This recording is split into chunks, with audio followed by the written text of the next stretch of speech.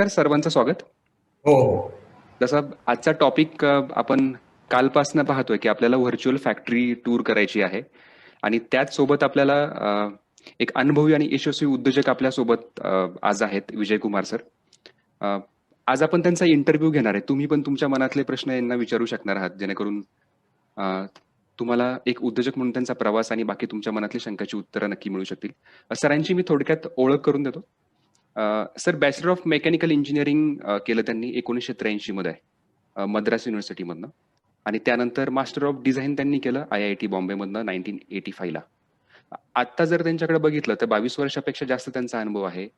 Engineering, construction of chemical pilot plant, lab scale किंवा pilot scale plant ते design करतात त्यांच्या कंपनीमध्ये आणि बरेचसे प्रोजेक्ट जे China, Kuwait, Mexico, south Korea, Malaysia आणि इटलीमध्ये जे झाले त्याच्यामध्ये त्यांचा एक महत्वाचा रोल होता, एक मेंबर म्हणून त्या टीमचा.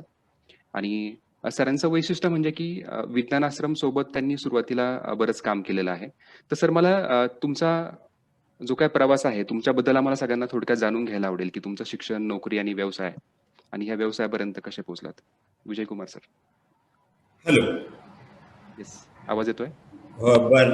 सचिननी मला इंट्रोड्यूस केलेलं आहे, पण माझा जन्म सगळा झालेला आहे केरळला आहे. 12वी पर्यंत केरळमध्ये मी शिकलो. त्याच्यानंतर 12वी नंतर इंजिनिअरिंगसाठी मी त्रिचनापल्लीमध्ये चेन्नई एरियामध्ये इंजिनिअरिंग शिकायला गेलो, मेकॅनिकल इंजिनिअरिंग. त्याच्यानंतर पोस्ट ग्रॅज्युएशनसाठी मुंबईला आलो. मुंबईला मी पोस्ट ग्रॅज्युएशनमध्ये इंडस्ट्रियल डिझाईनमध्ये IDC म्हणतात, IIT मुंबईमध्ये. लास्ट इयरमध्ये माझ्या लक्षात आलं माझ्या हे शिक्षणाचं काय थोडं तरी काहीतरी करायचं आहे म्हणून, असं आपण मी शोधात होतो. तेवढ्यात कलबाग सरांचे एक नोटीस, कलबाग सर नेहमी मुंबई IITला यायचं आणि कुचडकर त्यांच्या डीन आहे, डीन ते डीनचे शब्द कोणीतरी इंटरेस्टेड असेल, व्हॉलंटियर असेल तर बघा असं म्हणून एक कुचडकरकडे एक नोटीस, एक झेरॉक्स नोटीस दिलेलं होतं. कुचडकरांनी एक 50 एक नोटीस वेगळ्या डिपार्टमेंटमध्ये असं चिकटून ठेवले. मग मी फायनल इयरमध्ये होतो तर माझा थिसिस देण्याच्या पूर्वी मी हे नोटीस बघितलं. माझ्या एक मित्रांना, मी एक महाराष्ट्रीयन मित्र होता तसा, अर्थात मला मराठी माहीत नव्हतं तेव्हा. मग त्याला विचारलं, तसा तू मला घेऊन जातो का पाबळ नावाचं गावात? मग तो पुण्याला मला घेऊन गेला आणि पुण्याहून आम्ही प्रवास करून पाबळला आलो आणि सरांच्याशी भेट झालं आणि मग जॉईन झालो. ते म्हणजे पोस्ट ग्रॅज्युएशन झाल्यानंतर जॉईन झालो. एक 7-7.5 वर्ष कलबागांच्या बरोबर मी काम केलेलं आहे. आत्ताचे जे फोटोग्राफ बघितले तर मी आहे, सर आहे, तसा बाजूला आम्हा पण आहे, माझ्या मिसिस आहे अल्पना, ती पण मला पाबळलाच भेटलेले आहे. तसा तिचे आईवडील आहे जोशी नावाचे, ते दोघं नाही आहे आत्ताच्या फोटोग्राफमध्ये. 4 लोक नाही आहे, मी आणि माझी मिसिस आहे आणि बाकी कोणी नाही आहे. तसा इवन कुत्रा पण नाही आहे तसा. तसं बघितलं तर टॉमी नावाच्या कुत्रा आहे तेव्हाचं. 7.5 वर्षानंतर आम्हाला एक मुलगी झालं. त्याच्यानंतर आम्ही बाहेर पडलो आणि मी कमर्शियल फील्डमध्ये जॉईन झालो. कमर्शियल फील्डमध्ये एक pilot plan, chemical pilot plan नावाच्या ह्याच्यामध्ये असं मी नोकरी केलं. तर एक 13 वर्षात नोकरी केलं आणि 2005 मध्ये आम्ही टेक्सॉल नावाची एक कंपनी सुरू केली. त्या काळात तसं झालं होतं, तसं आम्ही हे मल्टीनॅशनल कंपनी होतं, अमेरिकन कंपनी. ते अमेरिकन कंपनी डबघाईत आलं होतं. त्याच्यामध्ये जरासा त्यांच्या अमेरिकन कंपनीला प्रॉब्लेम झाला. इंडियन कंपनी चांगलं चाललं होतं असं, पण तेवढ्यात अमेरिकन कंपनीमध्ये प्रॉब्लेम झाला म्हणून त्यांनी आम्हाला कॉम्पिटिटरला विकायला निघाल्या. सो ॲट दॅट टाइम माझा मित्रपरिवार होता, मित्र वगैरे तिथे काम करणार आहे. आम्ही ठरलं होतं हे आम्ही कॉम्पिटिटरला विकलं जाणार नाही. जसं आम्ही MDला जाऊन विचारलं, आपण सुरू करू, म्हणजे अमेरिकन कंपनी पण आपण व्यवस्थित चालू. त्यांनी एक शब्द टाकलं. त्यामुळे विजय कुमार, तुम्ही विचार करता, तुम्ही म्हणजे ते करायला, पण तुमच्याकडे काम येतो कारण ते गोऱ्या माणसामुळे. म्हणजे तुम्ही म्हणजे इंडियन आहे म्हटलं, तुमच्याकडे कोणी काम देणार नाहीये. मग आम्ही ठरलं तसं करून दाखवू का ह्याच्यामध्ये असं. आम्ही आम्ही जरासं काळे लोक आहे, सावळे लोक आहेत, आपण करूया असं. मग आम्ही 2005 मध्ये आम्ही काम सुरू केलं. आणि सुरुवातीच्या माझा एक फ्लॅट होता शिवाजीनगरला, ते फ्लॅटच दिसतो असा. मी स्वतःच, मी आणि मिसेस आणि मुलगी छोटासा एक फ्लॅटमध्ये, आता थोडा लांब पाषाणमध्ये शिफ्ट झालो. आणि हा कंपनी ऑफिस म्हणून आम्ही दिसलं. पहिलं काम आमचं मलेशियामध्ये होतं, एक pilot plant, chemical pilot plant. सगळं मटेरियल आम्ही हा हे ऑफिस आहे, त्याच्यामध्ये हे सेकंड हँड एक सॉफ्टवेअर कंपनीमधून एक फर्निचर वगैरे घेऊन केलं, अगदी कमी पैशामध्ये, 10-15 हजार मध्ये. तिथे माझा टेलिफोन होता, तर 1000 स्क्वेअर फीटचा चांगला फ्लॅट होता, सुरू केलं. Next slide. हा रिसेप्शन आहे, ते रिसेप्शन. आणि हा माझा कलिग होता तसा, ते कलिग पिदांबरे नावाचा, ते UDCT मधून केमिकल इंजिनियर आहेत. आम्ही 4 लोक होतो तसा. हा एक केमिकल इंजिनियर आहे, आणि जागा नाही म्हणून तो तर रिसेप्शनला जाऊन बसलेला तसा. पुढच्या ते आम्ही दुपारी जेवायला एकत्र यायचे. म्हणजे माझं एक दुसरं एक पार्टनर येते, डॉक्टर पांडे नावाचे, थोडा बाकी इंजिनियर्स 1-2 लोक आहेत. मी सगळं लोक घरी बसून काम करायचे. आणि फायनान्सचा एक माणूस आहे तसा, हसत बसताना तसा, काणे नावाच्या कॉमर्सच्या. असा 4-5 लोक मिळून आम्ही सुरू केलं. पहिला जॉब आमचा मलेशियन जॉब होता. मलेशियामध्ये सगळं असेंब्ली तिथेच केलं होतं. मी 3-4 महिने तिकडेच होतो. आणि हे काम सुरू करून म्हणजे तिथे कम्प्लीट केलं तसं. आणि एक प्लांट. आणि त्याच्यानं 2006 मध्ये आम्ही बावधनच्या एरियामध्ये एक शेड असा, आमचं नाहीये, आमचं मालकीचे नाहीये, एक बावधनमध्ये एक दगडे नावाचा एक गृहस्थ होतं, त्यांच्या स्वतःच्या जागामध्ये त्यांनी बांधून दिलं आम्हाला. अगदी बायपास रोडमध्ये काही नव्हतं, चिलपाखरू राहणार नव्हतं. त्या जागेमध्ये आम्हाला हे एक शेड बांधून दिलं. पुढच्या हा शेडच्या आतमध्ये असा मोकळा शेडमध्ये आम्हाला काम सुरू केलं. 2006 आहे तसा. बावधन एरियामध्ये काही दिसणार नाही, काही नाहीये दिसतं, बघितलं का? ओपन एरिया आहे, काय बिल्डिंग नाहीये, काही नाहीये. असं होतं बावधन एरिया. आता तुम्ही किती लोक पुण्याचे माहीत नाहीये. मग आताच्या आणि तेवढ्याच्या खूपच फरक आहे. आणि पूजा करून काम सुरू केलेलं आहे 2006 मध्ये, सत्यनारायण पूजा. हा तिथे एकमेव टेक्निशियन होतं, हे आमच्या ग्रुप शेडमध्ये आमचं काम सुरू केलेलं असं. आणि मग हळूहळू ऑफिस आलं, एक बाजूला फॅक्टरी आला, आणि सीट्स वगैरे आल्या, कम्प्युटर्स आल्या, शेड आला, त्याच्यामध्ये प्लांट एक एक एक एक एक एक करत गेलो. हे सगळं लोक बसलेले. आणि हे ऑफिस, सुरुवातीचे ऑफिस असं खाली बसायचे आम्ही कधी कधी. म्हणजे पार्टिशन्स वॉल झालेलं आहे, फॉल सिलिंग केलं. आणि हा माझा मुलगा आहे तसा. मध्ये तो मुलगा तेव्हा 5 वर्षाचा होता, 5-6 वर्षाचं. आणि आमच्या कंपनी पण 5-6 वर्षाचं होतं तसा. म्हणजे एक सूचक फोटोग्राफ आहे तसा.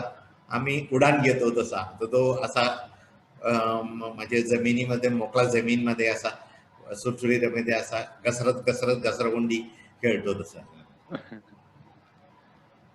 आणि पाठीमागच्या एका अर्धा भाग, हे 3,500 स्क्वेअर फीट, अर्धा भाग आम्ही छोट्या प्लांट असेंबल केले, छोट्याहून मोठे केले, मोठं करून आम्ही अख्खा छप्परपर्यंत आम्ही आमचं हे प्लांट. हे केमिकल पायलट प्लांट म्हणजे काय, एक नवीन प्लांट, नवीन काहीतरी शोध लावला, नवीन प्रकारच्या केमिस्ट्री लागलं तसा. मोठा प्लांट, हजारो कोटी रुपयाच्या प्लांट करण्याच्या पूर्वी ते लोक टेस्ट करतात तसा.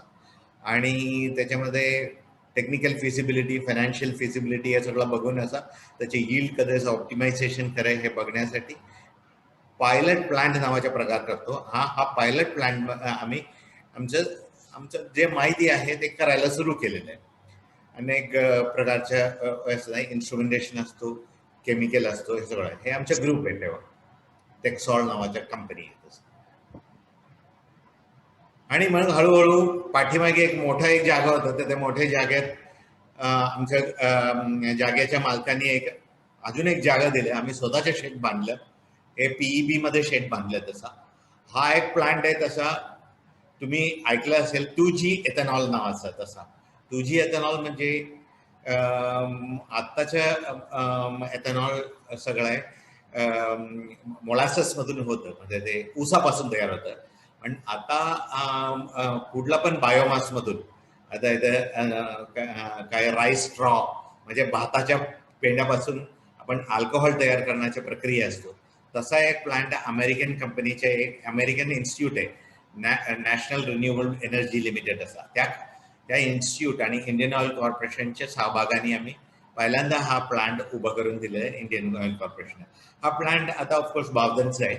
आणि हे अख्खा प्लांट आम्ही, हे 3 मजल्याचं प्लांट आहे. हे प्लांट नेहमी आम्ही प्लांट इथं उभा करायचे, टेस्ट करायचे. हा प्लांट टेस्ट करून फरीदाबादला पाठवायचे. त्या फरीदाबादला उभा करून त्यांना हँड ओव्हर करायचे. आतापर्यंत आम्ही मागच्या वर्षी आम्ही काउंट केलं, तसा आम्ही 270-300 प्लांट आतापर्यंत केलेले. भारतात आणि जगभरात अनेक ठिकाणी आम्ही देत राहिलेले. हा कुवैत मधला एक प्लांट आहे, कुवैत इन्स्टिट्यूट ऑफ स्टँडर्ड आहे. आता हा पेट्रोलियम प्रोसेसिंग मध्ये पायलट प्लांट म्हणतात. तसा हा पूर्ण प्लांट कुवैतमध्ये, Kuwait institute of scientific research मध्ये हे प्लांट मध्ये आम्ही टेस्ट केलेलं आहे. त्याच्यानंतर 2000 साधारणतः 2011-12 मध्ये आम्ही पिरंगुटमध्ये 2.2 एकर जमीन घेतलं. जमीन स्वतःच्या मालकीच्या जमीन. हा जमीन खूप वर्षानंतर आम्हाला मिळालंय. तर जमीन मिळालं तर बिल्डिंग बांधायच्या सुरुवातीच्या अगोदरच, पुढच्या स्लाइड बघा, पुढच्या स्लाइड, हे सगळं जमीन आहे. पुढे मग असा संधी मिळाली आम्हाला, म्हणजे ते इंजिनियर्स इंडिया लिमिटेड गुरगाव, त्यांना कोल गॅसिफिकेशन, कोळस्यापासून गॅस तयार करायचे आणि गॅस मधून पेट्रोल तयार करायचे. असं त्यांना असा 20 मीटरचा एक प्लांट उभा करायचं होतं. मग हा प्लांट आम्ही मोकळ्या जाग्यामध्ये उभा केला तसा. आणि हा प्लांट तयार करून म्हणजे परत जोडून हे गुरगावमध्ये, दिल्लीचे जवळ EILच्या मोठा ऑफिस आहे गुरगावच्या ऑफिसच्या EILच्या प्लांटच्या शेजारी आमच्या हे प्लांट उभं केलेलं आहे. हे पिरंगुटच्या प्लांट आहे आणि ते गुरगावच्या प्लांट आहे. तसं आणि हे बिल्डिंग काय नसताना प्लांट बांधून तिथे पाठवून परत उभा केलेलं आहे. हा स्ट्रक्चर आमच्या कंट्रोल रूम जे होतं तसे पोर्टा कॅबिन होतं. तर पोर्टा कॅबिन दिसतो तिथे.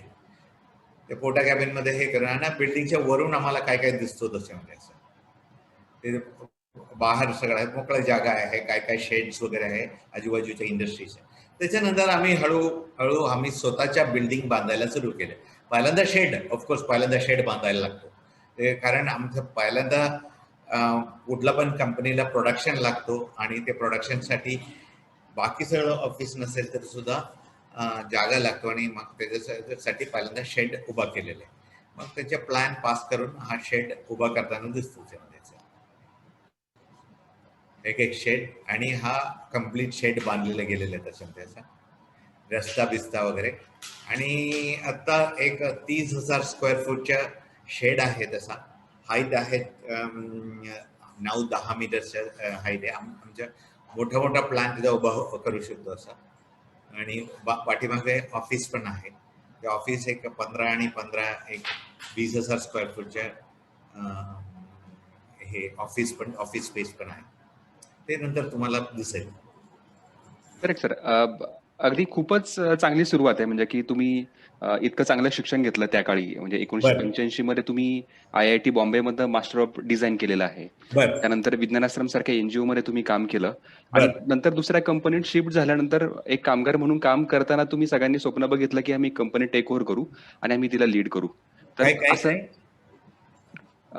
तुम्ही ज्या प्रकारे इतकं चांगलं शिक्षण घेतलं, त्यानंतर NGO मध्ये आलात, नंतर एक कंपनीत काम केलं, आणि ती कंपनी तुम्ही टेक ओव्हर करायचा विचार केला तुमच्या टीमनं, तर हे खरंच सगळ्यांसाठी इन्स्पिरेशनल आहे. असं घरी फार फायनान्शियली किंवा बाकी चांगली स्ट्रॉंग पाठिंबा होता, सपोर्ट होता, आणि मग त्यातनं तुम्ही पुढे गेलाय असं काही नाहीये. तुम्ही ते धाडस केलं ते कंपनी घ्यायचं आणि काम करायचं आणि त्यातनं तुम्ही इतकी मोठी खरं तर भरारी घेतली आहे. पुढचा प्रश्न मला असा विचारायचा आहे, की मग स्वतःचा व्यवसाय करावा असं का वाटलं तुम्हाला? कारण त्यावेळेस इतकी चांगली डिग्री म्हणजे चांगले पगार आहे, चांगली नोकरी पण तुम्हाला मिळू शकली असती. तुम्ही व्यवसाय करावा असं का ठरवलं?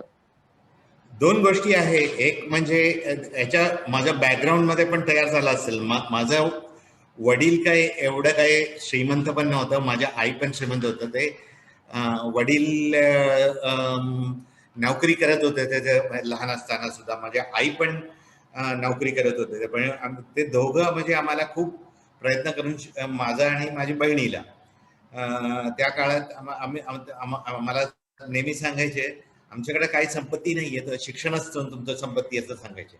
आणि शिक्षण झाल्यानंतर काही पाठिंबा तुम्ही सांगितलेला अगदी बरोबर आहे. पैशाच्या काय कोणाचा पाठिंबा नाहीये. आमचा वडील काही श्रीमंत नव्हता तसा माझ्या पार्टनर्स पण श्रीमंत नव्हता असा. माझा डॉक्टर पांडे नावाच्या माझ्या सहकारी त्यांची आई आहे, ते पण पोस्टात काम करत होते. आणि आम्ही जे केलेले सगळं आमच्या नोकरीपासून जे थोडा जो फार जमा झालेला आमच्या प्रोव्हिडंट फंड आणि हे सगळं पैसे जमा झालेले. पण एक गोष्टी धाडस होता तसा. माझे म्हणायचे तसा कॉलेज झाल्यानंतर मी पाबळला गेलो.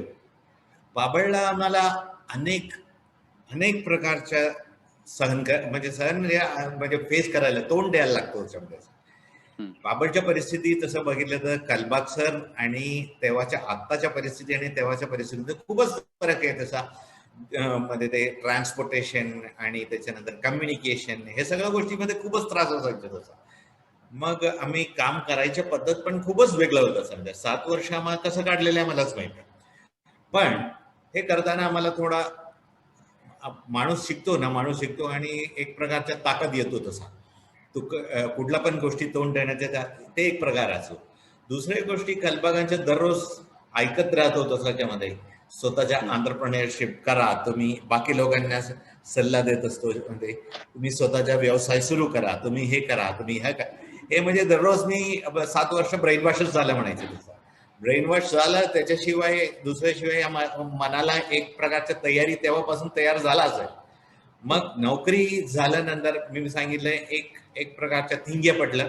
थिंग्या पडलं म्हणजे केव्हा तुम्हाला सांगितलं होतं, अमेरिकन कंपनीच्या टेक ओव्हर झाल्या जेव्हा आमच्या मॅनेजिंग डायरेक्टर सांगितलं, तुम्ही भारतीय आहेत, तुम्ही गोरे माणूस नाहीये, तुम्हाला कोणी ऑर्डर देणार आहे म्हणल्यावर आहे ना, आम्हाला थोडा वाटलं अरे आपण इतके म्हणजे स्वातंत्र्य मिळालं देश तरी सुद्धा हे अजून आपण गुलामगिरीच करतो का, तसा एक होतं. आणि कॉन्फिडन्स होतं. एवढं वर्ष काम केलं, 22 वर्षाचे काम करून ज्ञानाची आम्हाला संपत्ती होते तसा, म्हणून सुरू केलं तसं. आणि एक जॉब मिळाल्यानंतर पाठीमागा वळायला मला बघायला गरज पडलं नाही. असं 2-3 गोष्टी एकत्र आलेल्या त्याच्यामुळे झालं असेल असं वाटतं. तसं दुसरं काही नाहीये. सुरुवातीपासून म्हणजे व्यवसाय करायचे असं ध्येय ठेवायचे असं काही नव्हतं.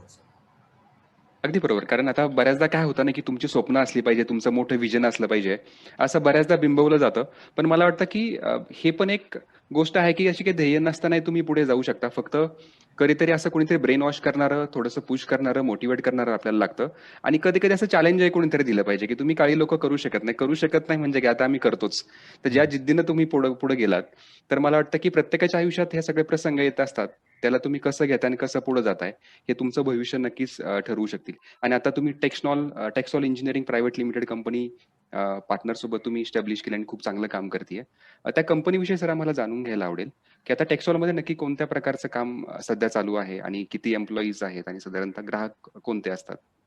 हो.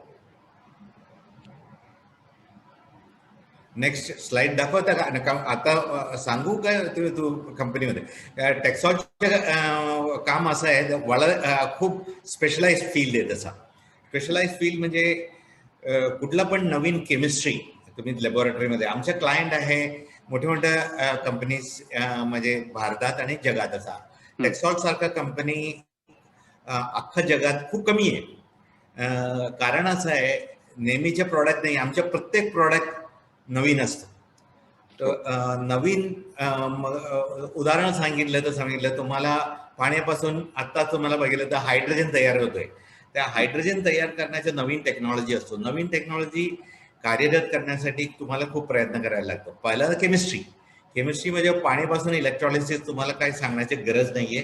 तुम्ही पॉझिटिव्ह आणि नेगेटिव्ह हे द्यायचे हायड्रोजन आणि ऑक्सिजन, ते एक भाग आहे. बट तुम्हाला कंटिन्युअसली प्रोडक्शन करायचे, त्याच्यासाठी सिस्टम्स कसं करायचे, त्याच्या प्लांट कसं पाहिजे आणि हायड्रोजन कसं स्टोअर करायचे, सेफ्टी कसं ठेवायचे, इंडस्ट्रियल स्टँडर्ड काय डेव्हलप करायचे, हे सगळं गोष्टी आहे प्लांट म्हणून आपल्याला बघावं असायचं. म्हणजे प्रयोगशाळेमध्ये तुम्ही एक केमिस्ट्री दाखवलं, कुठलं तरी ऍसिड टाकून हे करून करायचे, पण प्रत्यक्षात तुम्हाला आणण्यामध्ये जमीन आसमानचा फरक आहे. एक उदाहरण सांगतो तुम्हाला. फिलिप्स नावाच्या कंपनी आहे, तुम्हाला माहिती असेल फिलिप्स नावाच्या कंपनी. फिलिप्स नावाच्या कंपनी बल्ब तयार करतात. आता LED बल्ब आहे, जुन्या काळात सगळा फिलामेंट बल्ब असायचे आणि ट्यूबलाईटचे फिलामेंट्स नसायचे. 2000 मला वाटतं 2010च्या दरम्यानी फिलिप्स कंपनीमध्ये मोहालीमध्ये त्यांच्या प्लांट होतं. पुण्याच्या सगळा त्यांनी बंद केला होता. बट त्यांच्या ट्यूबलाईटचे फिलामेंट टंगस्टनच्या वायरमध्ये जातात. एक कॉईल असतो. तुम्हाला एक प्रोसिजर तुम्हाला विचारलं तर असं सांगेल, असा मोठा एक मॉलिब्डेनम वायर असतो. मॉलिब्डेनम वायरचा डायमीटर आहे 1 या 2 mm. त्याच्यावरती एक मशीननी असा हे टंगस्टन वायर असा वाईन केलं जातो, असा कॉईल मधून वाईन केलं जातं. आणि इतक्या मोठ्या एक वायरवरती हे जे कॉईल कट करतात, लेझरनी कट करतात. ते कट करून असं अनेक कॉइल्स हातात असतो. म्हणजे अर्थात बघितलं तुम्ही 20,000 कॉइल तुमच्या हातात घेऊ शकतो. आणि त्याच्यात ह्या मॉलिब्डेनम वायर त्याच्यामधून काढण्यासाठी तुम्हाला कॉन्सन्ट्रेटेड सल्फ्युरिक ऍसिड आणि नायट्रिक ऍसिडच्या मिक्सचरमध्ये टाकायला लागतो. हा टाकल्यानंतर मॉलिब्डेनम वायर त्याच्यामध्ये विरघळून जातो आणि ते कॉईल जे आहे टंगस्टनचे, ते कॉईल आपल्याला मिळतं. ते आपल्याला म्हणजे ट्यूबलाईट मध्ये वापरला जातात. पण प्रश्न असा होता, म्हणजे तेव्हा मोहालीमध्ये हा म्हणजे फिलिप्सचे डायरेक्टर हॉलंड मधून आला. तसं बघितलं तर हे पिकलिंग प्रोसिजर म्हणायचे. त्या कंपनीच्या एक कोपऱ्यात असा एक छोटासा बिल्डिंग, तिथे बघितलं तर कॉन्सन्ट्रेटेड सल्फ्युरिक ऍसिड आणि नायट्रिक ऍसिड असं मोठं 2 ड्रम मध्ये भरून ठेवलेलं आहे. मग त्यांनी एक माणूस गमबूट लावून एक मगानी सल्फ्युरिक ऍसिड आणि नायट्रिक ऍसिड कॉन्सन्ट्रेटेड मिक्स करायचे, त्याच्यामध्ये हा कॉईल टाकायचे आणि हे मॉलिब्डेनम वायर टाकायचे, त्याच्यामध्ये नायट्रिक ऍसिड फ्युम्स आणि sulphuric acid fumes, SO2 gas आणि नॉक्स गॅसेस म्हणतात तसा, एकदम यायचे. आणि हा गॅस म्हणजे कॅन्सरस आहे आणि लोक 6 महिन्यानंतर लोक मरायचे, लोक कामाला यायचे नाहीये, बाकी सगळा प्रॉब्लेम. मग फिलिप्सचं डिरेक्टर सांगितलं, this is a blot in my company actually, हा मला दिसता कामा नाही, तुम्ही काहीतरी केलं पाहिजे म्हणलं.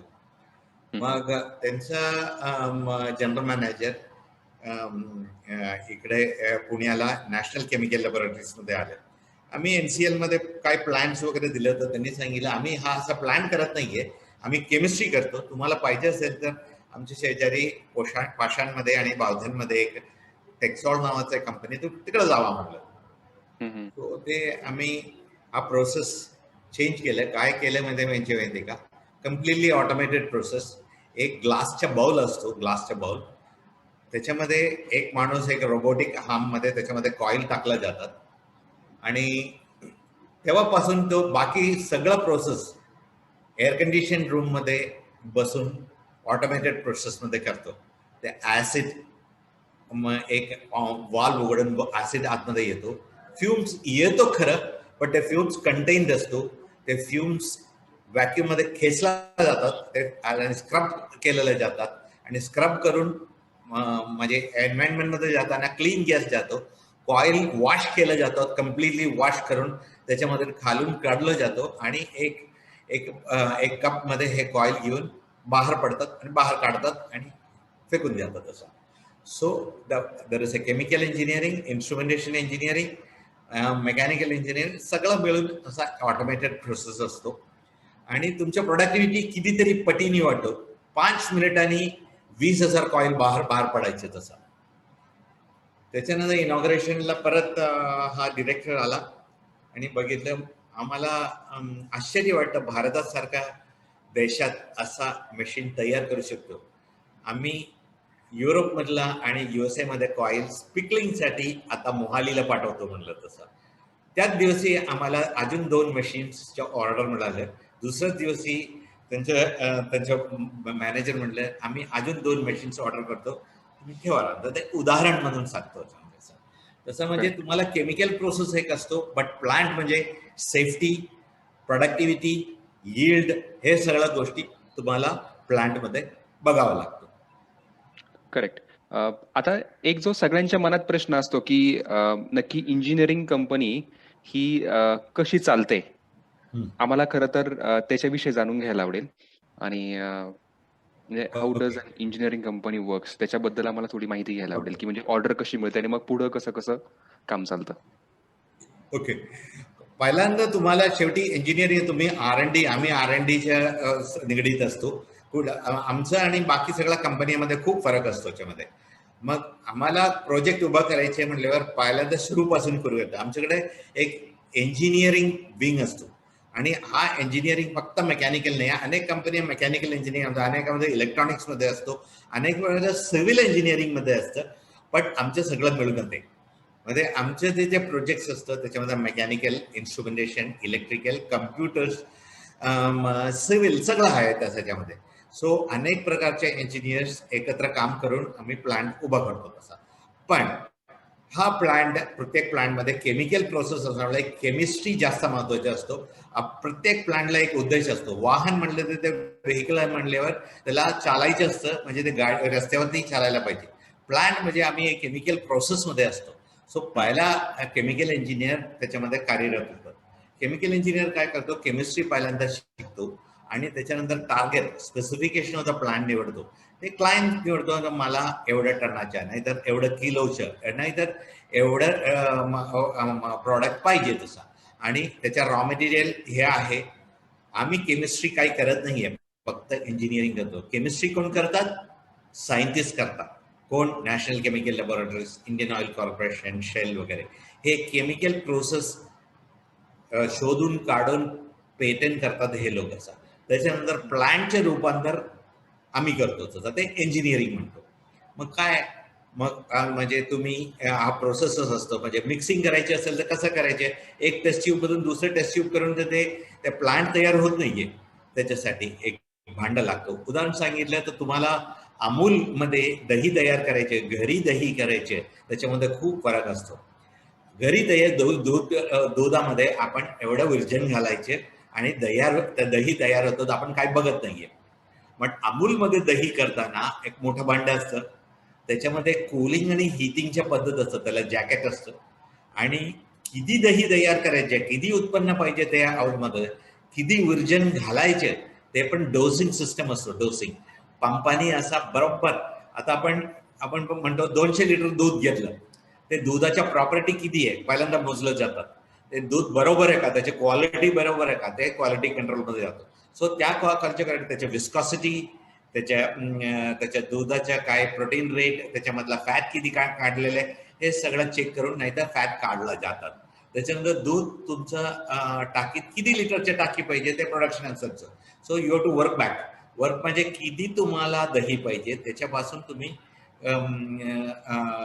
तयार करता, तुमच्या टाकी किती पाहिजे आणि किती विरजन पाहिजे, आणि त्याच्याप्रमाणे पंप, ॲजिटेटर्स, कूलिंग, हिटिंग हे सगळं कॅल्क्युलेशन करायला लागतं. आपण दही तयार करण्याच्या प्रोसेस कधी पण करत नाहीये. ते प्रोसेस नॅचरल प्रोसेस असतो, आपल्याला आहे माहीत असतो. पण किती दही करायचे, कुठल्या प्रकारच्या दही करायचे, त्याच्यामध्ये श्रीखंड करायचे का, त्याच्यामध्ये फ्लेवर्स घालायचे का, हे आपण निवडून आपण इंजिनिअरिंग करायला येतो. ते केमिकल प्रोसेस. केमिकल प्रोसेस झाल्यानंतर हँडओव्हर करतो. त्याच्यामध्ये किती ऑटोमेशन करायचे, इन्स्ट्रुमेंटेशन किती आहे, ते आम्ही प्रोसेस अँड इन्स्ट्रुमेंटेशन डायग्राम म्हणतो, तर P&ID म्हणतो. ते केमिकल इंजिनियर्स करतात. आणि त्याच्यानंतर त्याच्यामध्ये इन्स्ट्रुमेंटेशन किती लावायचे, मेकॅनिकल इक्विपमेंट कसं करायचे, मग ते इंजिनियर्स, मेकॅनिकल इंजिनियर्स आणि इन्स्ट्रुमेंटेशन इंजिनियर्स करतात. त्याच्यानंतर स्ट्रक्चर का असेल, सिव्हिल बिल्डिंग असेल तर सिव्हिल बिल्डिंगचे लोक करतात. So mechanical engineers plant layout करून त्याच्या सिव्हिलला हँडओव्हर करतो. त्याच्यात वजन किती आहे, त्याचं स्टेअर केस किती आहे, त्याच्यामध्ये प्लांटचे लोड किती आहे हे सगळं सांगितलं जातात. इन्स्ट्रुमेंटेशनचे लोक कसल्या प्रकारचे इन्स्ट्रुमेंटेशन, त्याच्यामध्ये विस्कॉसिटी मेजर करायचे का, त्याच्यामध्ये पीएच मेजर करायचे का, त्याच्यामध्ये टेम्परेचर मोजायचे का, आणि कंट्रोल किती करायचे, कूलिंग हिटिंग कसं करायचे, त्याच्यामध्ये पीएलसी करायचे, हे सगळं करतो तसं. Correct. Okay, so this are drawings करायचं, म्हणजे त्याच्यामध्ये PNID तयार करतात, त्याच्यामध्ये प्रोजेक्ट इंजिनिअरिंग करतात, त्याच्यामध्ये म्हणजे मेकॅनिकल ड्रॉइंग्स करतात, हे सगळं इंजिनिअरिंगमध्ये करतात. जरा ड्राफ्ट्समॅन करतो, इंजिनियर्स करतो, हे सगळं ग्रुप एफर्ट आहे, टीम एफर्ट आहे. अनेक प्रकारचे इंजिनियर्स एकत्र करून काम करण्याचे काम असतं. एकदा ड्रॉइंग झाल्यानंतर मटेरियल्स टीम असतो, त्या मटेरियलच्या त्याच्यामध्ये मटेरियल टेक ऑफ करतो, किती मटेरियल ऑर्डर करायचे, त्याचं कॉस्टिंग असतं, त्याच्या कॉस्टमध्ये बसलं पाहिजे, आपलं बजेटिंग असतं. म्हणजे आम्ही जे कोट केलेलं आहे त्या बरोबरमध्ये बजेटमध्ये बसतं का, ते बजेटमध्ये हा चौकटीत बसून हा फॅब्रिकेशनच्या रेट तयार करतात, आणि स्टेनलेस स्टील फॅब्रिकेशन, आणि त्याच्यामध्ये फॅब्रिकेशन टीम असतो. मग ते टाकी तयार करण्याच्या पद्धत होतं, सिलेंड्रिकलमध्ये टाकी टिक वेल्डिंग करून असं डिझाईन करून आता टाकी तयार करतात. कंट्रोल सिस्टमच्या आहे, त्याच्यामध्ये कंट्रोल पॅनल, त्याच्या लॉजिक आणि PLC आणि इन्स्ट्रुमेंटेशन इंजिनियर करतात.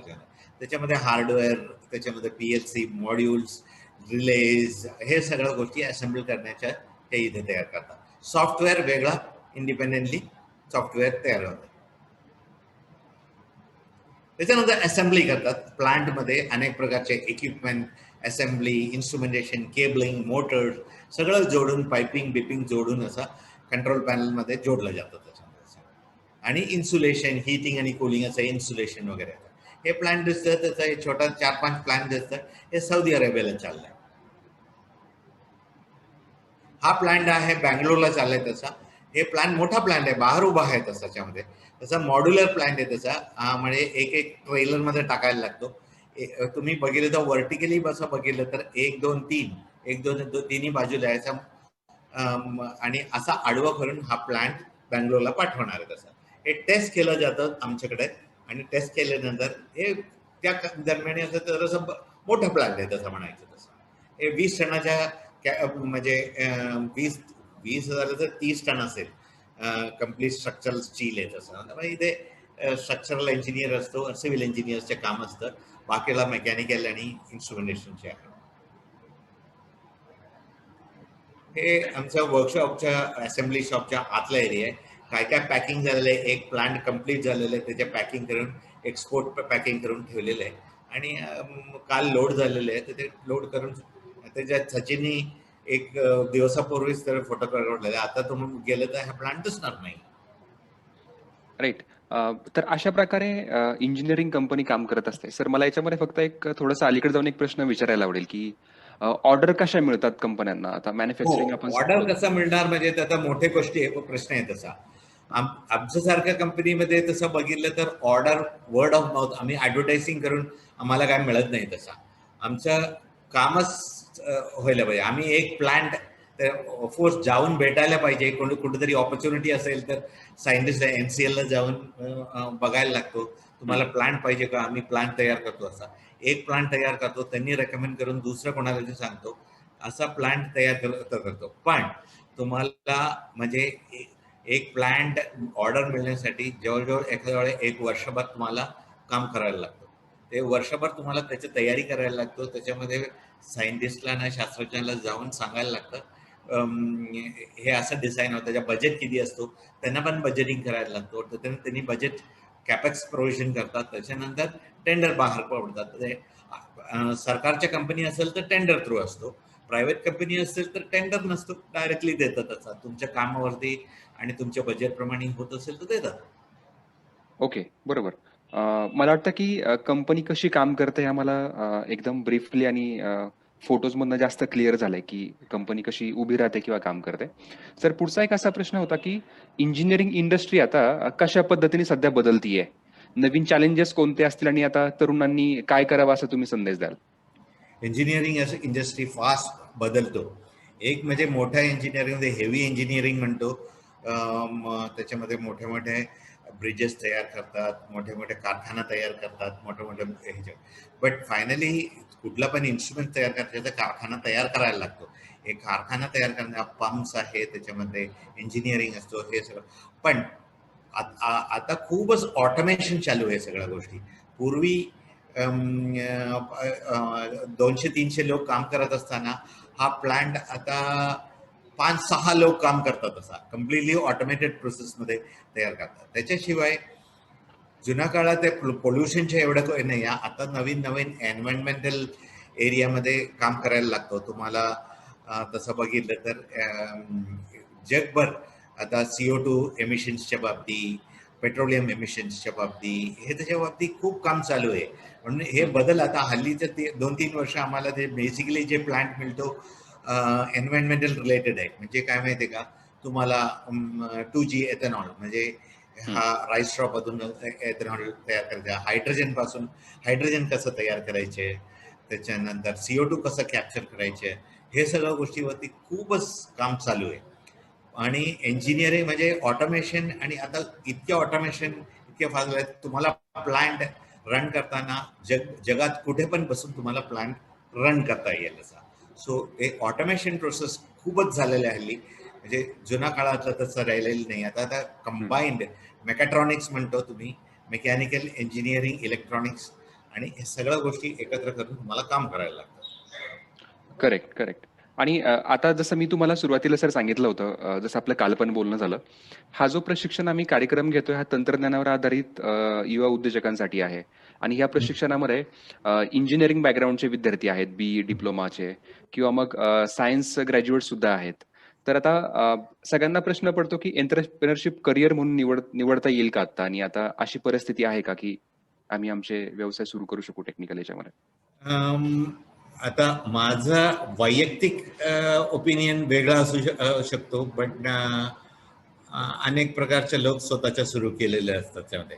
आता एंटरप्रेन्योरशिप बघितलं तर व्हेरी सिम्पल. मी दही तयार करण्याच्या पद्धत तुम्ही जर सांगितलं तसा, असा एक प्रोसेस सांगितलं तर तुम्हाला फारसा तुम्हाला अनुभवाची गरज नाहीये. तुम्ही अनेक लोकांच्यावरती एकत्र करून तुम्ही एंटरप्रेन्योरशिप करू शकतो. तसा तुम्ही काहीतरी एक आयडिया काढलं आणि अनेक लोकांना जमा करून हे काम करू शकतो. पण माझा वैयक्तिक अनुभव जे आहे, तुमच्या क्षेत्रात तुम्हाला नॉलेज मिळवायलाच पाहिजे तसं. सर तुमचा आवाज येत ज्ञान नाही. आणि ज्ञान मिळवायलाच पाहिजे तसा. आता ज्ञान करण्यासाठी तुम्हाला थोडाफार म्हणजे फील्डमध्ये काम करावं लागेल, आणि ते ज्ञान मिळवूनच त्याच्यानंतर सुरू करायचे. म्हणजे एंटरप्रेन्योरशिप करिअर नव्हे, म्हणजे असा करिअर असा नसतो तसा. एंटरप्रेन्योरशिप तुम्हाला ध्येय असायला पाहिजे, तुम्हाला काहीतरी करायचे. पण त्याच्यासाठी तुम्हाला हा ध्येय ठेवून त्याला ज्ञान ॲक्वायर करायला लागतो. अनेक प्रकारच्या वाचून, लोकांच्याशी बोलून, त्याच्यानंतर सगळं तयारी करायला लागतं. करेक्ट. एंटरप्रेन्योरशिप खरं तर करिअर नाहीये, ते एक ध्येय आणि जिद्द तुम्हाला ठेवायला लागेल एखाद्या हं, गोष्टीमध्ये पुढे जायची आणि त्या गोष्टी करायची. हं. धन्यवाद सर. तुम्ही अत्यंत कमी वेळामध्ये पण मोजकी आणि पुरेशी माहिती आमच्या सगळ्यांना दिली आहे. आता सरांना खरं तर मुंबईला निघायचं, पण 3 मिनिट सरांकडे आहेत. 5:30ला आमचं थांबायचं ठरलं होतं. आपण क्विक काही क्वेश्चन्स घेऊया. जर विद्यार्थ्यांना किंवा आपल्यासोबत फॅकल्टीज पण आहेत, जर काही तुमचे क्विक 1-2 क्वेश्चन्स असतील तर आपण सरांना प्रश्न विचारू शकता. तुम्ही चॅटचा वापर करा किंवा मग अनम्यूट करून माईकवरती प्रश्न विचारले तरी चालतील. सर एक पहिला प्रश्न आहे, आता चॅटिंगमध्ये आलाय. अक्षय खरात म्हणून आहेत. What challenges you faced while taking over the company? There is no taking over the company. Company सुरूपासून स्टार्ट केलेलं आहे. हळूहळू तुम्हाला चालतो. चॅलेंजेस अनेक प्रकारचे असतो प्रत्येक प्रोजेक्ट क्लायंटला आणि पैशाच्या. दुसऱ्या एक गोष्टी तुम्हाला माहीत असायला पाहिजे, तुम्हाला टेक्निकल नॉलेज मिळू शकतो, पण फायनान्शियल तुम्हाला फायनान्शियल अडचणी खूपच येतात. फायनान्शियल अडचणी तुम्हाला उदाहरण सांगितलं, कोणीतरी प्लांट उभा केलेला आहे 4 कोटी 5 कोटीचे तुम्हाला प्लांट उभा करायचे म्हटले तर पहिल्यांदा तुम्हाला कोणी पण पैसे देणार नाहीये. तुमच्याकडे ज्ञान असेल तरी सुद्धा, तुमचं घर असेल, सगळं ते घाण ठेवून सुद्धा बँक तुम्हाला पैसे देणार नाही. आता उदाहरण सांगितलं तर आम्हाला 2.5 कोटीच्या प्लांट आम्हाला मलेशियनचं प्लांट दिलं, आणि आम्ही प्रॉव्हिडंट फंड, घरचं सगळं घाण ठेवून सगळं करून तरी सुद्धा म्हणजे बँकेने 15 लाखच देतो. अजून पण आपल्या देशात असं आपण ऐकतो आपण, म्हणजे व्हेंचर कॅपिटल इतके पैसे रेज केले, कोट्यानकोटी रेज केले वगैरे, पण भारतासारख्या देशात असं पैसे मिळणं अवघड आहे. तुम्हाला हळूहळू एका मनाने तर चांगला पण असेल, म्हणजे इतके रिस्क आपण घेऊ नये तसा, पण फायनान्शियल तुम्हाला बघावं लागेल, तुम्हाला हळूहळू चढायला लागतो. त्याच्याशिवाय तुम्हाला अनुभव तरी मिळाला पाहिजे. आणि प्रत्येक वेळा तुम्ही एक काम केलं, तुमचे ट्रस्ट डेव्हलप केलं पाहिजे. तसं तुम्हाला एक आहे, तुम्हाला एक एक लोकांना एकदा फसवू शकतो, 100 लोकांना तुम्ही एकदा फसवू शकतो, पण सगळ्या लोकांना सगळ्या वेळा तुम्हाला फसवता नाही येत. तुमच्या पायखुणा म्हणजे तसा असं व्हायला पाहिजे. प्रत्येक वस्तू तुम्ही तयार करतो, तुम्ही क्लायंट पर्यंत पोहोच करतो, त्याच्या क्वालिटी आणि तुमचं विश्वासार्हता तुम्हाला प्रूव्ह केलं पाहिजे, आणि एकमेकांच्या वरी असं हळूहळू डेव्हलप होईल. देर इज नो शॉर्टकट्स असं मी म्हणेल. असा शॉर्टकट्स असेल मला याच्यामध्ये, पॉलिटिकल प्रेशर, पॉलिटिकल म्हणजे राजकारणी, त्याच्यामधून पैसे मिळतो, दुसरं कोणतरी पैसे मिळतो, असं करत असेल, मला नाही म्हणत नाही तसं. पण तुम्ही आतापर्यंत बघितलं तर, मोठं झालेलं बघितलं तर, जमशेदजी टाटा, अनेक प्रकारचे लोक खूप प्रयत्न करा. अगदी पहिले किर्लोस्कर पासून बघितलं तर ना, सायकल शॉप पासून ते वरती आलेले लोक आहेत. तसा म्हणजे त्यांना खूप प्रयत्न करून आणि हे करून आता ते मोठं दिसतात. प्रयत्नही परमेश्वर म्हणायचे. पैशाच्या त्यांच्या खूप अडचणी झालेल्या आहेत. हे सगळं होऊन सुद्धा तुम्हाला बघावं लागेल आणि डोळ्यात तेल घालून प्रत्येक गोष्टी बघायला लागेल. तुमच्या लोकांना ट्रेन करायला लागेल, तुमच्या माणसांना ट्रेन करायला लागेल, आणि तुम्ही सतत काम करत राहायला लागेल, आणि तरी व्यवसाय व्यवस्थित होऊ शकतो. असं अगदी सर, म्हणजे अगदी सगळ्यांनी छोट्या कॅपिटलपासून सुरुवात करावी, छोटी-छोटी सुरुवात करावी. आणि हा जो एक महत्त्वाचा मुद्दा सांगितला, की तुमच्याविषयी ट्रस्ट निर्माण झाला पाहिजे. तुमचं प्रत्येक काम हळू-हळू जगामध्ये ट्रस्ट डेव्हलप करणार आहे आणि त्यातनं खरी तुम्हाला कामं मिळणार आहेत. काम बरोबर. चालवपणा यातनं नक्कीच नाही चालणार. ही अत्यंत महत्त्वाची गोष्ट आहे. पुढे चॅटिंगमध्ये कोणीतरी विचारते, की being first contract from Malaysia, what expertise you had to look into or you had to manage for this first international contract? Okay, that is one thing. Actually मी म्हटलं ना, माझा एक सहकारी मार्केटिंगमध्ये होता, मी इंजिनिअरिंगमध्ये होता, तर म्हणजे ॲक्च्युली एक्झिक्युशनमध्ये होता, तिसरं फायनान्समध्ये होता, तिसरं केमिकल इंजिनिअरिंगमध्ये होता. नाव म्हणजे हा कंपनी शिफ्ट होताना, म्हणजे अमेरिकन कंपनी डबगाईत आलं होतं म्हणलं ना, मग त्यांच्याकडे मलेशियामधून एक पेट्रोनास नावाच्या मोठा कंपनी आहे. तिथे एक छोटासा कंपनी थ्रू, मलेशियामध्ये असं आहे, बाहेरच्या कंपनीला डायरेक्टली कॉन्ट्रॅक्ट घेता येत नाही. तिथे भूमिपुत्रा नावाचा कन्सेप्ट आहे. तो भूमिपुत्रा थ्रू येताना त्यांनी एन्क्वायरी केलं होतं. असं मग त्यांनी आमच्या त्या कंपनीमध्ये चौकशी केली होती. आमच्या कंपनीत ते ट्रान्सलेशन आम्ही करणार नाहीये म्हणलं. तसं he was force to do that. आता आम्ही करू शकत नाहीये, कारण आमच्या कंपनी आता विलिनीकरणावरती आहे. आता मग त्यांनी एक प्रश्न विचारला, ते कोणी करत नसेल तर तुम्ही का करत नाही असं विचारलं. तसं तुम्ही बाहेर येऊन करतो का विचारलं. मग तसंच प्रश्न त्यांनी विचारलं, म्हणजे मग ठीक आहे करूया म्हणलं. तसा असंच झालेलं आहे. म्हणजे आम्हाला तसं थोडं आय वुड से तर फॉर्च्युनेट म्हणायचे.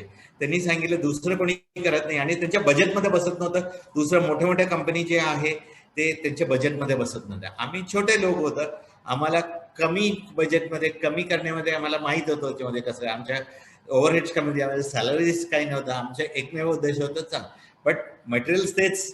उदाहरण सांगितलं तर पेट्रोनासमध्ये तेव्हा 3 कोटेशन अलाव लागला. एक जर्मनीमधून, एक US मधून, आणि एक आमचा नवीन कंपनी, म्हणजे त्या कंपनीचं नाव पण नव्हतं तेव्हा. मग बाकी 2 बजेट इतक्या प्रचंड, आणि त्यांच्या कोटेशनमध्ये काही डिटेल नव्हतं. काही डिटेलमध्ये, कारण त्यांना द्यायचेच नव्हतं.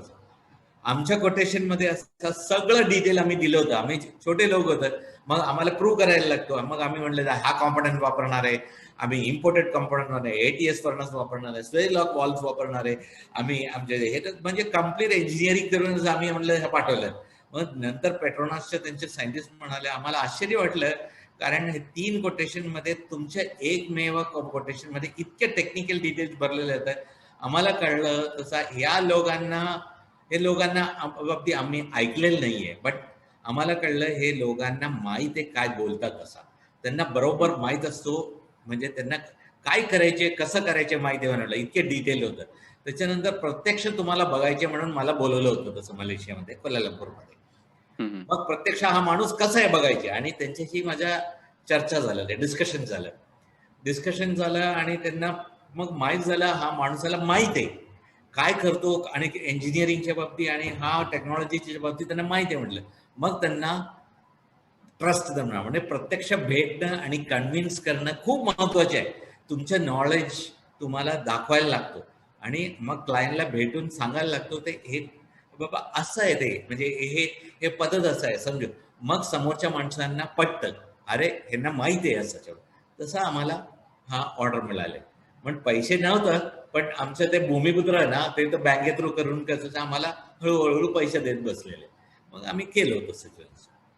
येस, ही पण फार इंटरेस्टिंग स्टोरी आहे. पण याच्यामध्ये परत एक गोष्ट तर वारंवार दिसतीये की तुम्हाला त्या लोकांनी विचारायची डेअरिंग केली की मग तुम्ही का करत नाही. पण याचं श्रेय परत जातं की ज्या प्रकारे तुमच्या कॉम्पिटन्सीज होत्या, तुम्ही काम आधी केलं होतं, त्यांना विश्वास कुठेतरी होता की नाही हे करणार आहेत. आणि जी ट्रान्सपरन्सी तुम्ही तुमच्या टेंडरमध्ये किंवा त्या प्रपोजलमध्ये पण दाखवली की नाही आम्हाला सगळं माहिती, आम्ही असं असं सगळं करणार आहे. बरोबर. त्यातनं पण एक वेगळा ट्रस्ट नक्की डेव्हलप झाला असेल आणि हो, त्यातनं मग तुम्हाला बोलवण्यात आलं किंवा मग ही पहिली ऑर्डर चांगल्या प्रकारे मिळाली आणि मग सुरुवात झाली. हो, हो. करेक्ट. सर मला फक्त तुम्हाला विचारायचं आहे की तुमच्याकडे आता किती वेळ आहे? जर असेल तर अजून 2-3 प्रश्न परत चॅटमध्ये आलेत, आपण घेऊ शकतो. आहे अजून एक 5 मिनिट आहे, तसं 5 मिनिट आहे तसं. Yes, great. पुढचा प्रश्न असा आहे की what are core competencies you have identified while starting company being team of 4? म्हणजे मी म्हणतो म्हणजे सतत शिकण्याच्या प्रवृत्ती तुम्हाला पाहिजे. सतत शिकण्याच्या प्रवृत्ती पाहिजे, आणि मग हे प्रवृत्ती असेल तर तुम्हाला कुठला पण फील्डमध्ये घुसू येतं. मी काय इंजिनिअरिंग, मेकॅनिकल, आणि मी तुम्हाला सांगितलं होतं तसा तुम्ही एंटरप्रेन्योर होण्यासाठी काय आहे, आणि मला सांगायला काहीही हरकत नाहीये. पाबळमध्ये हा प्रवृत्ती माझ्याकडे आल्या आणि कुठला पण फील्डमध्ये घुसवायचे, अभ्यास करायचे आणि शिकायचे, हा पद्धत तिथूनच शिकलेला आहे. मेकॅनिकल इंजिनिअरिंग तू हे नाव माझ्या नावावरती घातलं तसंच्यामध्ये असं. पण एकदा पाबळमध्ये आल्यानंतर आपल्याला इंजिनिअरिंग राहिलेलं नाहीये. मी अगदी पहिल्यांदा ते डोम तयार करताना मी स्वतःच्या हाताने थापी आणि रंदा पकडून एक म्हणजे प्लास्टर केलेलं आहे, फेरोसिमेंट केलेलं आहे, वेल्डिंग केलेलं आहे, इवन म्हणजे मोटर दुरुस्ती केलेलं आहे इलेक्ट्रिकल. हा अनुभव जे आहे त्या प्रॅक्टिकल फील्डमध्ये जे अनुभव आणि ते शिकण्याच्या प्रवृत्ती तुम्हाला ठेवायला लागतो त्यामध्ये. असं मग मी माझा अनुभव सांगतो. मी अनेक लोक असा आहे सुरुवातीला असा हेलिकॉप्टरमधून असं कंपनी सुरू करणारे लोक असेल, बट माझा वैयक्तिक हे म्हणतो, माझ्याकडे फील्डमधला अनुभव भरपूर होता तसा, आणि आता पण नवीन फील्ड आलं तर शिकण्याच्या संधी सोडत नाहीये. त्याच्यामुळे हा कोर कॉम्पिटन्सी असं बघितलं, शिकण्याच्या प्रवृत्ती. दुसरा म्हणजे म्हणजे तुमच्याकडे पैसे आले, तुम्ही असं म्हणतात म्हणजे असे प्रेमजी होतं तर माझा पैसे नाहीये हे, हा कंपनीचे पैसे. हा कंपनीचे पैसे ठेवायला उडवण्यासाठी नाहीये. कंपनी आपल्या प्रॉपर्टी अनेक लोकांच्या मेहनतीने उभा करतो तसा. आता माझे जे इंजिनियर्स असतो हे सगळं लोक कंपनीसाठीच काम करतात, आणि हा ध्येय ठेवायला लागतो. पैसे बरोबर वापरायला लागतो, पैशाच्या काळजी वापरायला लागतो, आणि हे तुमच्या पैशाच्या बाबतीत कंपनी म्हणजे तुम्हाला उत्पन्न तयार व्हायला पाहिजे. Financial success is very very important for us. दुसरं कोणाच्यासाठी म्हणजे असा सोशल वर्कसाठी आपण कंपनी उभा करत नाहीये. पण हे पैसे कशासाठी वापरतात, आणि हा फसून न करणे. आपण प्रत्येक असं मी म्हणतो, ते एक पंप खराब झालेला, आता एक पंपाची किंमत आहे ते 7 लाख. क्लायंट म्हणतो तुमच्या पंप खराब झालेला आहे, मग काहीतरी कारण ठरवणं, तुम्ही बरोबर वापरला नाहीये, तुम्ही हे करलं, पण तुम्हाला नुकसान झालं तरी सुद्धा तुम्ही हा म्हणजे ट्रस्टवरती नसतो. तुमच्या ट्रस्ट खूप महत्वाचे असतो त्याच्यामध्ये. हा, सो आम्ही टेक्सॉल्टमध्ये 2-3 मोटोस टाकलेले आहे.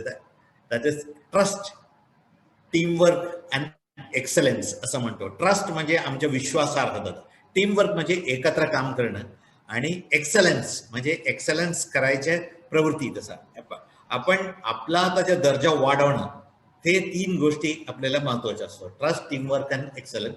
आणि ते एक्सलन्स करण्यासाठी सतत शिकत राहण्याच्या महत्वाच्या असतात. बरोबर. म्हणजे सरांनी ज्या 2-3 गोष्टी सांगितल्या आता, की मला मुद्दामून रिपीट करायला आवडतील, की तुम्हाला नेहमी शिकत राहायला लागेल. ही महत्त्वाची कोर कॉम्पिटन्सी आहे. ज्या प्रकारे सरांनी सांगितलं, की इंजिनिअरिंग इंडस्ट्री ज्या प्रकारे बदलते, जितक्या स्पीडनं बदलतीये, तुम्हाला सारखाच अभ्यास करत राहायला लागणार आहे. आणि ट्रस्टवरती सर सारखा फोकस देतात आहे. तुम्हाला तितकं प्रामाणिक, ट्रान्सपरंट आणि जिद्दी असायला पाहिजे. टीमवर्क महत्त्वाचं आहे आणि मग सतत केलेल्या अभ्यासामधलं एक्सलन्स नक्की तुम्हाला मिळेल. सर पुढचा प्रश्न आहे, की नचिकेत आदमाने म्हणून एक पॅशनेट स्टुडंट आहे आपला. आणि त्याला व्यवसाय सुरूच करायचा आहे. त्याचा प्रश्न आहे, की आता सध्या माझं इंजिनिअरिंग होत आलेलं आहे किंवा मे बी तो ग्रॅज्युएट आहे. तो म्हणतोय, की how to start and what is the first step that we have to take now to be a successful entrepreneur? You don't be in a hurry. माझ्या सल्ला देईल तर don't be in a hurry. तुम्ही अनेक ठिकाणी वेगळं field मध्ये काम करून काम करून तुम्हाला कुठलं काय करायचे ते अनेक फील्ड असतं. मी सजेस्ट नाही करू शकतो तू बायोगॅस प्लांट करा, तुम्ही हे फॅब्रिकेशन मध्ये करा, तुम्ही हायड्रोजन मध्ये करा, केमिकल इंजिनिअर.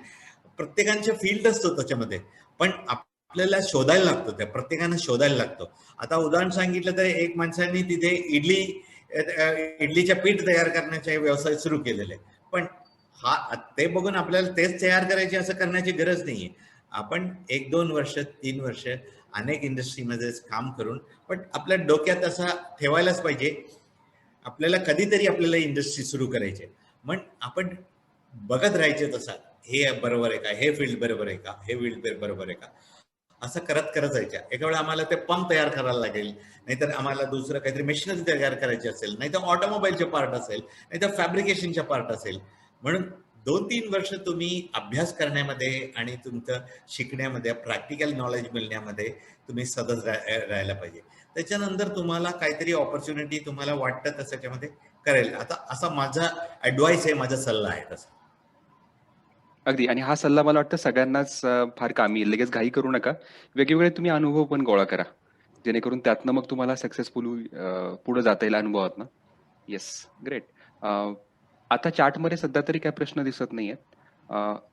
कोणाला जर माईक चालू करून जर प्रश्न विचारायचा असेल, आपण शेवटचा प्रश्न घेऊया.